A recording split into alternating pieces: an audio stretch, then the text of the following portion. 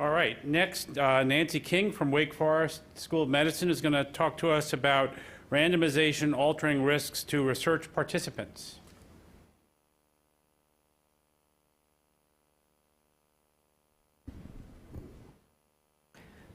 I'm delighted to be here, and I'll try to go fast.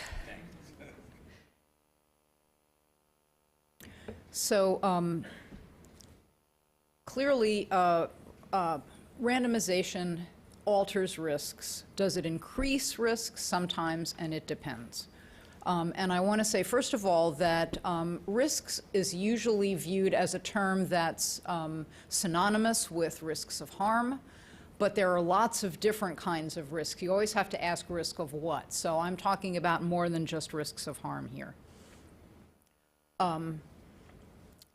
And I'm also talking about things that have a lot to do with disclosure and discussion, but they also have to do with how investigators and clinicians understand the design of standard of care trials and how they understand those in the context of alternatives. So this is a sort of a quick list of the risks I think that participants in standard of care research face that are altered by the fact of randomization. And that's risks of harm and discomfort arising from receipt of an intervention that they would not have been assigned off study at the institution where they are, risks of inconvenience and failure of preference satisfaction arising from receipt of an intervention that they would not have been assigned off study.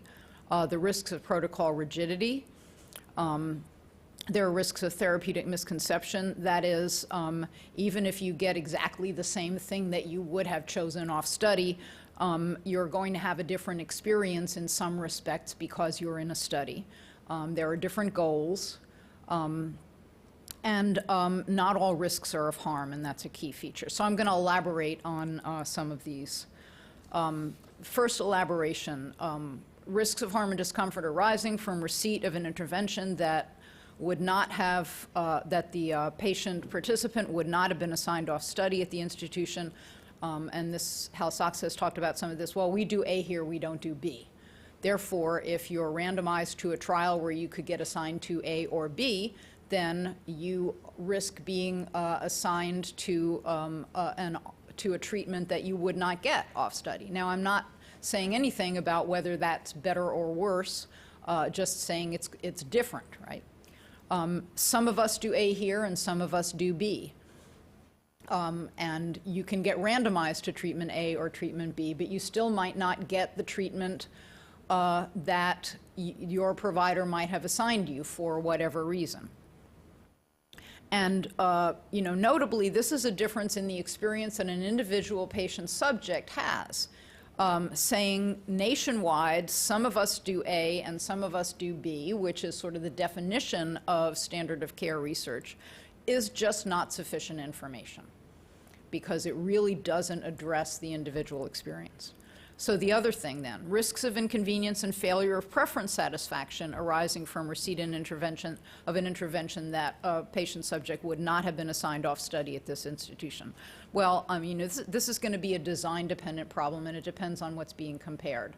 And as we just heard, what your preferences are may not have anything to do with your prognosis, but I mean, I go back to thinking about Jay Katz's famous example in The Silent World of Doctor and Patient about the difference between a lumpectomy and a radical mastectomy. There are important differences that potential study participants may want to know about the alternatives, and they may have a preference that just doesn't fall out in randomization.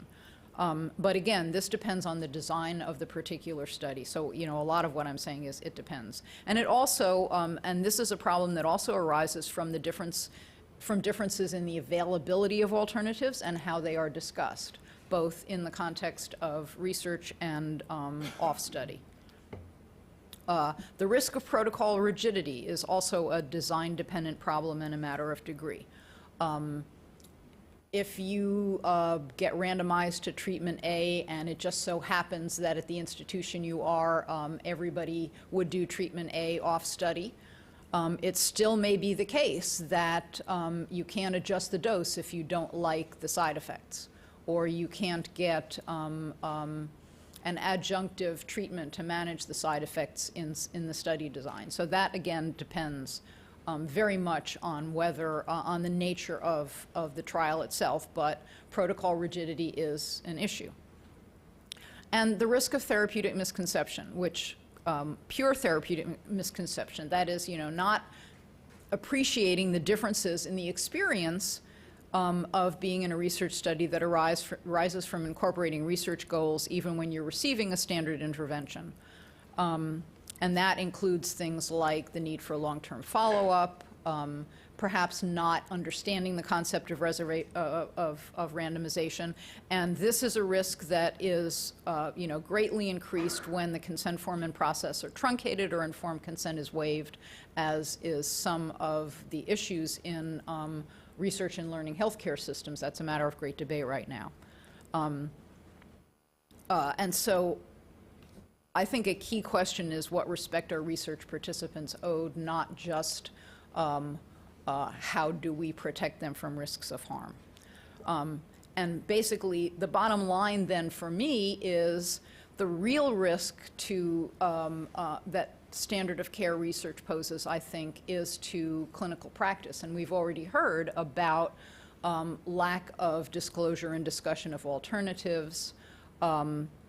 I think that potential patient participants in standard of care research need to be told what treatments are in common use, whether validated or not, which is a whole separate issue, because standard of care can happen for comparing two treatments about which there are lots of data, or comparing two treatments that are customary but are not validated, or comparing a validated treatment with one that's customary but not validated. But you need to know what you might get at this institution.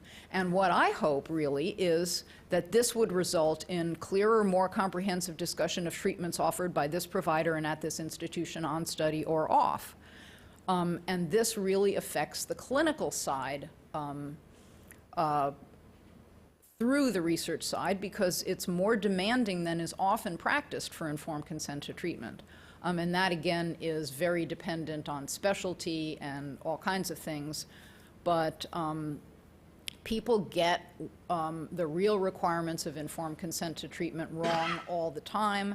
And it's very tempting to avoid self-scrutiny in clinical practice. One of the really good things that happens in the research context is that it causes the clinical investigator to self-scrutinize through the consent process. So what I really hope is that informed consent and standard of care research can do something that's been much needed for a long time on the clinical side. Thank you.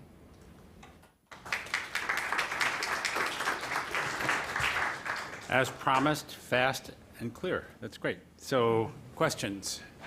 Yes, come to the microphone, please. Where is it? It's a cryptic microphone.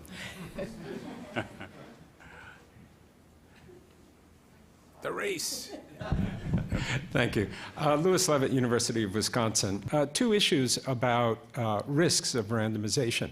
One is what you already broached, and that is most patients come to a physician, a clinic, a hospital with the expectation that their care is individualized. This may be a partial myth, but nonetheless, protocol versus individualized care, for better or for worse, is different. And I think it should be flagged as a differential risk.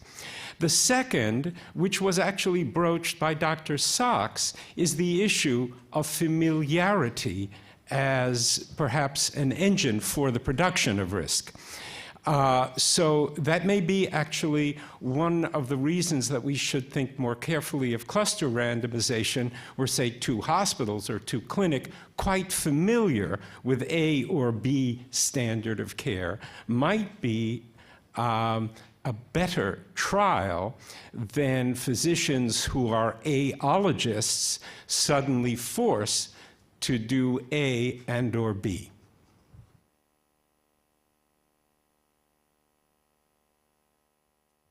Hi, I thank you all three panelists for those opening discussions. I'm Cindy Gagan, and I'm a patient and advocate. One of the things that's striking me about randomizations as regards patients is the person missing in this room, which is the payer.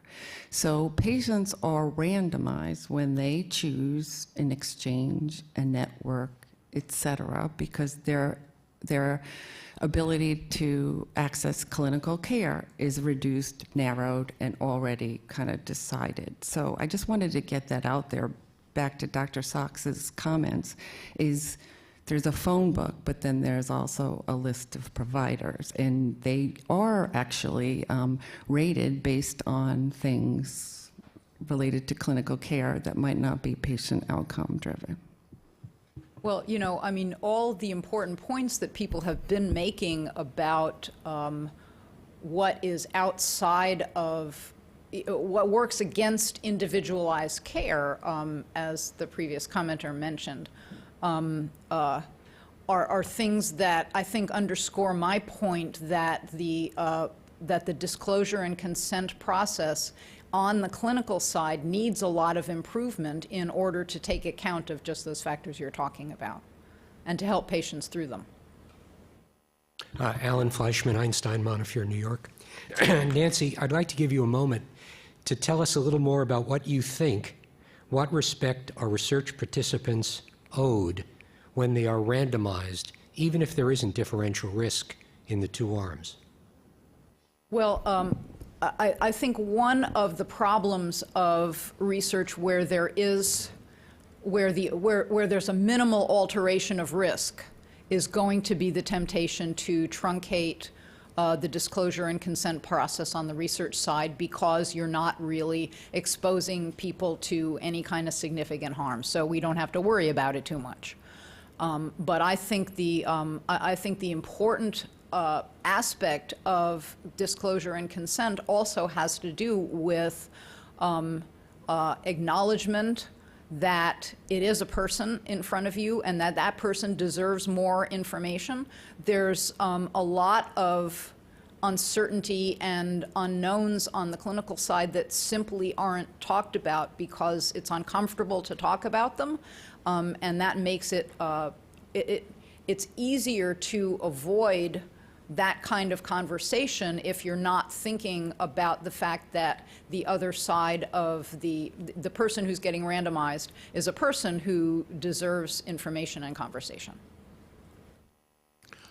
Question. Yeah, Ben Wilfon, Seattle. Nancy, thank you for your presentation. It was very helpful for me because I think what I realized is that I think of risk as risk of harm, as you point out, but what you're talking about is something broader, which is chance of something that's important to know about.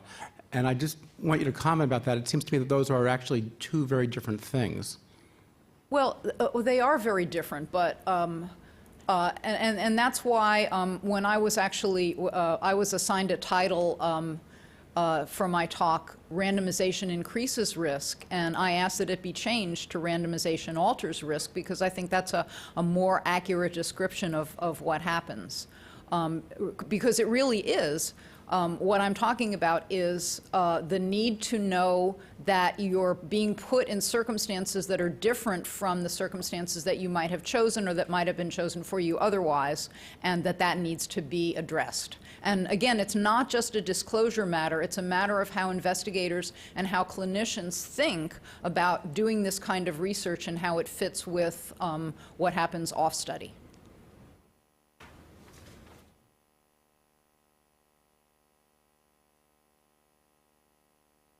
This issue of respect actually comes up also in, we've just learned in internet research, right, where Facebook disclosed that they had in some ways manipulated people in a research study that got published with emotional cues.